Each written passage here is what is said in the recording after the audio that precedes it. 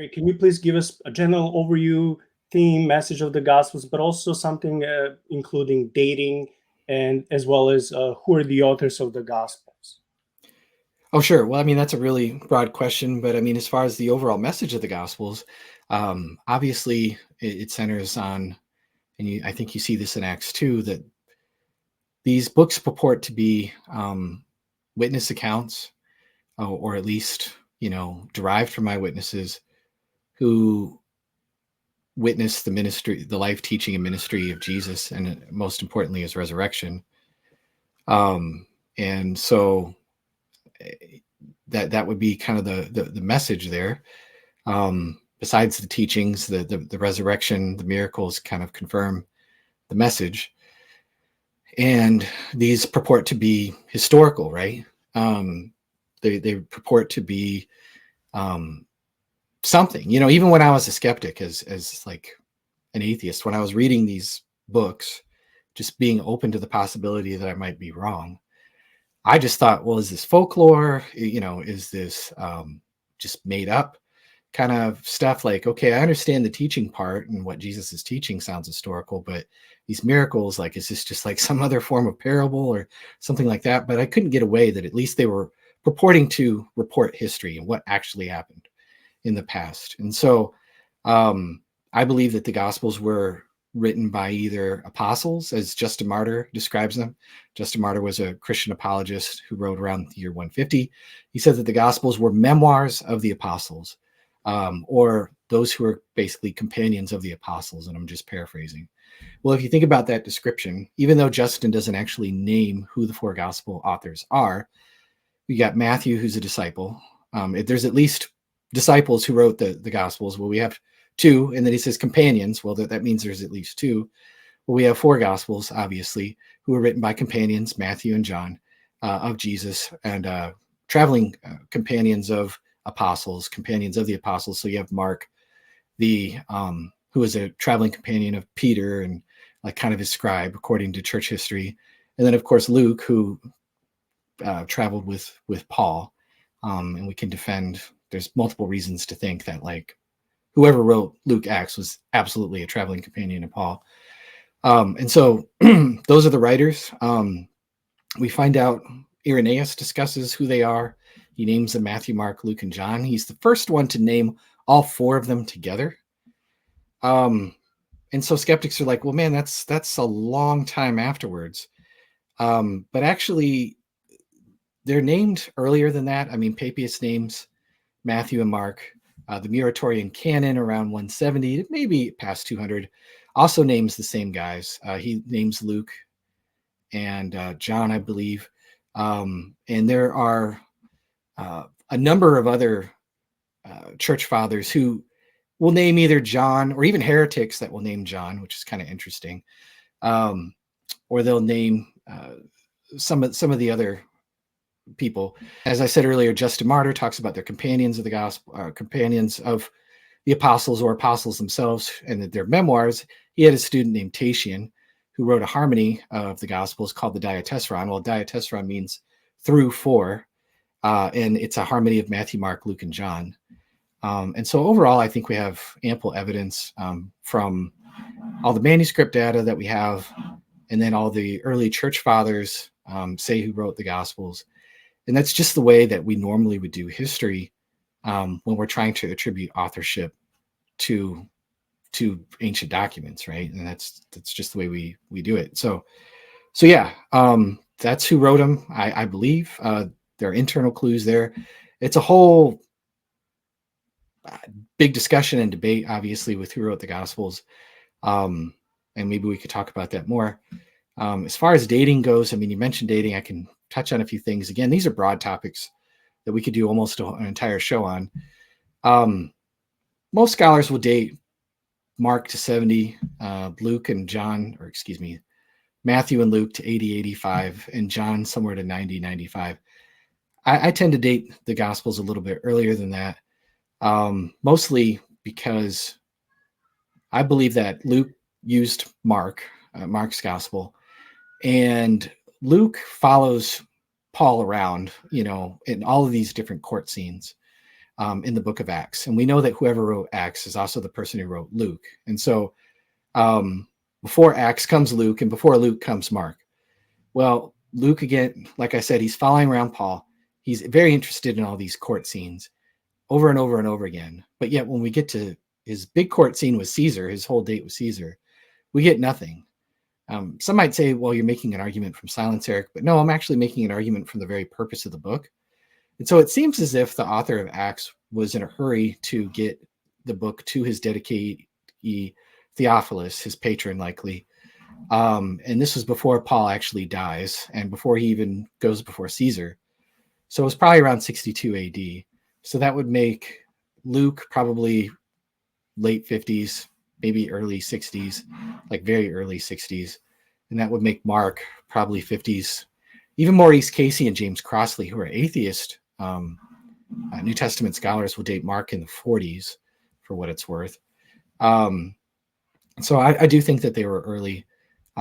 There's arguments for Matthew being early as well, but we don't have to get into that. Basically, if you could just establish this part, then you have earlier gospels than what they would say. As far as John goes, it could be late, that late date. To me, the more interesting question isn't so much when the gospels are dated, but are they actually reliable? Because you could have an early book, but if it's not written by reliable witnesses, then big whoop-de-doo. What I care about is, at least, are they written within living memory? And there's ample evidence that what we have in the Gospels shows that they're written by people who are close up to the facts, very interested in the truth, and are scrupulous, and are very knowledgeable people. And if that's the case, then what they're reporting goes to what the original eyewitnesses were claiming.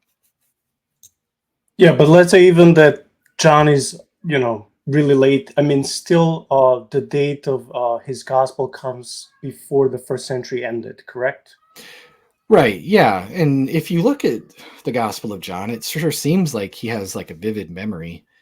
He's kind of like got a photographic memory. He talks about like, there were 6 water pots that were 20 to 30 gallons each. He talks about when they're rowing across the Sea of Galilee. It's like, it says that they went like, I forget the exact measurement, but like so many, like 10 to 15 something or other across the lake. After the resurrection, he's like, there was 153 fish that we caught. And he talks about all these different very specific times in the 10th hour and the first hour, and lots of different things like that, that kind of show an eye of a beholder and somebody who has like a very good and vivid memory. Some people will push back and say, well, Eric, come on, of course you're going to put realistic details in your gospels to, in something, if you're trying to lie. Well, yeah, but again, that just pushes it back to, at least he's purporting to write history. We know that the whole genre of modern historical fiction wasn't something that was invented until many, many years later. And if you compare his details to, say, I don't know, the Acts of John, the Acts of Paul and Thecla, some of the apocryphal gospels, you don't really see quite that high level, high resolution detail. But it's not just those kind of details. There's also all kinds of other ways that John and the other gospel writers are corroborated by historical facts. They corroborate one another in very unplanned and undesigned ways that have the ring of truth. There's many, many different lines of evidence that show that these are written by eyewitnesses that we could talk about and give specific details if you like. Yeah, we can try later if we have enough time. That's a good topic. Mhm. Well, subtopic. I just want to say how I love uh, that even secular historians consider Luke to be the first class historian. They don't necessarily have to believe what he wrote, but they marvel his work with such that he did with such professionalism, details, things that only a true professional, if I can put it with that in those words, historian would do. And for me, that's amazing. And just another of those little evidences that, like, yeah, like, obviously Luke paid attention because this was so important to him. It wasn't just if it was just a fairy tale or something that was intentionally exaggerated, it wouldn't be with so many details. So for me, once when I found out that Luke was and still is so highly esteemed, even in the among secular scholars, that was so impressive to me. Yeah, I mean, you'll get some pushback to that these days. But when you usually that's from biblical critics who are looking at these documents kind of different. But when you get to some like classical historians, like Colin Hemmer, A.N. Sherwin White, different people like that, they will marvel at Luke's accuracy in small details. So yeah, I totally agree with you. And actually, like I alluded to with some of these biblical critics who look at Luke as if he's just kind of, writing fiction. It's some of their arguments are absolutely ridiculous. But you're right. I mean, they do get tons of uh, Luke does get tons of little details right. I mean, for example, one thing that I think is kind of interesting is it talks about in Acts 27 the whole shipwreck of St. Paul, um, and it talks about there being this south wind that comes up, and they weighed anchor. They began sailing along Crete and shore, and there was this violent wind, Euraculo. I hope I'm saying that right. And when the ship was caught in it, they could not face the wind and it gave way. And it says they ran under the shelter to a small island called Cauda. Now, what's kind of interesting about this is Cauda is more than 20 miles west southwest of where the storm likely struck the travelers in the Bay of Massara. But this is actually precisely where the trajectory of a northeaster would have carried them, according to all the meteorological data that we actually can cross check. And what's interesting is this isn't the sort of information that somebody would have inferred without being carried there themselves. And we have Ptolemy and Pliny the Elder, who tried to locate this tiny island of Cauda outside of Crete, and they got it like way wrong in all of their, they're mapping it out and all this other stuff. The one ancient historian that we actually have that gets the correct location of this tiny island is Luke. And there are, like I said, dozens and dozens of other examples that I can give like that. As far as like local titles, Luke gets tons of local titles right.